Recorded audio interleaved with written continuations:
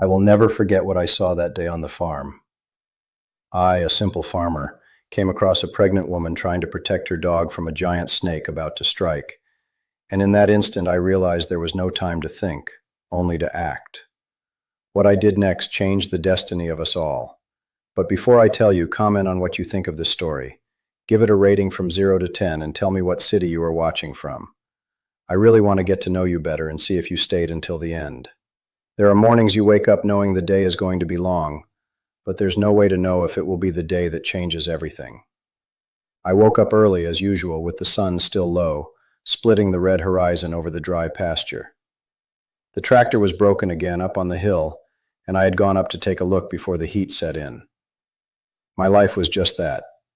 Fixing what broke, planting what I could, surviving whatever came my way. I'd been a widower for 7 years, no kids, no relatives nearby. Just me, the land, and the silence. It was in that silence that I heard the scream. It wasn't a normal cry of fright. It was pure desperation tearing through the hot morning air. I dropped my pipe wrench on the ground and ran. The hill was rocky, full of holes and dry grass, but I stumbled down without thinking. When I got there, I saw a woman on the ground, heavily pregnant, arms stretched out trying to reach a mutt that was whining near her. The dog was alive but trembling, and she couldn't get up. She managed to ask for help, her voice weak. I didn't ask any questions. I carried her in my arms to the dirt road, called my neighbor Gary, who had a pickup truck, and we took her to the local clinic in town. I stayed by her side the whole time. I don't know why. I just know I couldn't leave. Her name was Sarah, 8 months pregnant, all alone in the world. She rented a small cabin on Jack's property about 2 miles from my land. Jack was one of those men everyone knows but nobody really trusts. A hard face, short words, a gaze that misses nothing.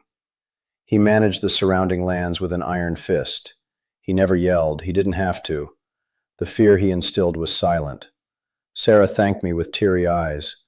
She said she had been there for 3 weeks, that she had run away from a life not worth mentioning, that her dog, Bandit, was all she had, and that earlier that morning a huge snake had attacked him. She tried to help, fell on the uneven ground, and couldn't move right anymore. I went back home that afternoon thinking about her belly, her helplessness, the loneliness I knew all too well. The next day I showed up there with some fruit from the orchard. I didn't say much, neither did she, but that's how it started. I started visiting more often. I fixed the squeaky gate, brought firewood, asked if everything was all right. Sarah was quiet, but she slowly opened up. She told me she paid her rent on time, that she tried to get by with some odd sewing jobs, that the baby was due in a few weeks, and she still didn't quite know how she was going to manage. I listened, and the more I listened, the more I saw she was far too alone. It was at Sue's general store that I began to understand things better. Sue is one of those older women who knows everything about everyone, but only speaks when necessary. She pulled me by the arm one day near her usual dusty counter and told me to be careful with Jack, saying he didn't like people messing with what he considered his, and that this young woman was in his crosshairs. When I asked why, Sue sighed and explained that Sarah had seen something she shouldn't have. One night her dog ran off and she went after him, crossing paths with Jack talking to a strange man, papers in hand, inside a barn he swore was empty. She pretended she didn't see anything, but he knew she did. I felt my stomach tighten. I knew Jack. I knew people like him. And I knew that when someone like that decides you're a problem, no amount of talking will fix it. The following week, things started getting worse.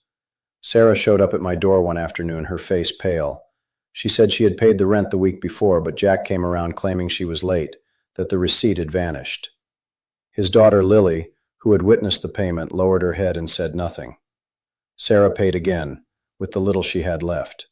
She told me, her voice trembling, that she didn't know what else to do and had nowhere to go. I stayed quiet because I didn't know what to say either. But it got worse. The water to her cabin was shut off. They claimed it was a pump issue, but only hers stopped working. Bandit ended up tied to a wire fence far from the yard.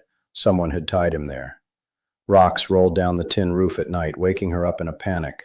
Small, calculated cruelties. I went to talk to Jack.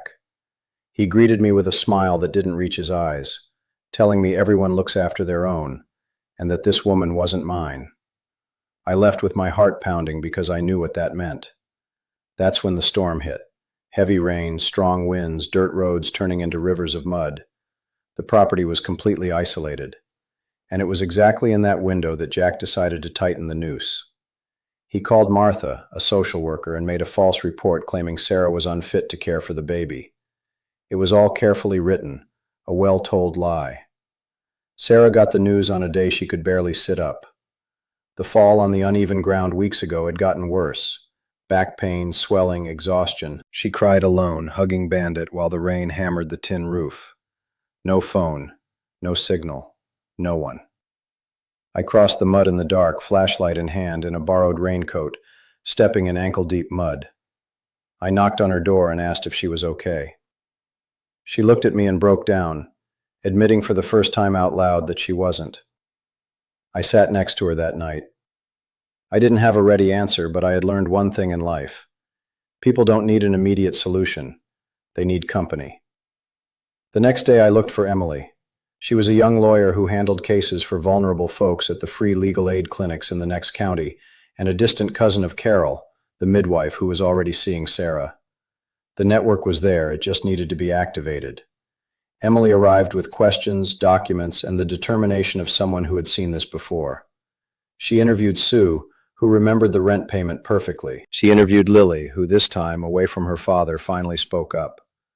Her voice shook, but she didn't stay silent, confessing with lowered eyes that he had made her lie and apologizing. Jack realized the walls were closing in and tried one last move. He offered me money, a good amount, to just let things go. I looked at the envelope, then at his face, and told him I had already lost everything once for refusing to do the wrong thing. And I had learned it wasn't a loss at all. I handed the money back. Jack vanished before the authorities arrived. He wasn't arrested, there was no confrontation, he just disappeared.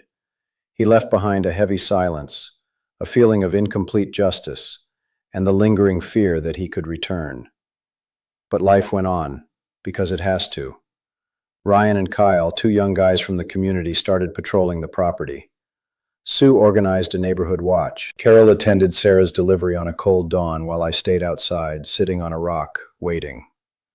The baby was born with a strong cry, healthy, alive. Weeks later, news came from town. Jack had been admitted to the hospital with kidney problems, a mysterious condition.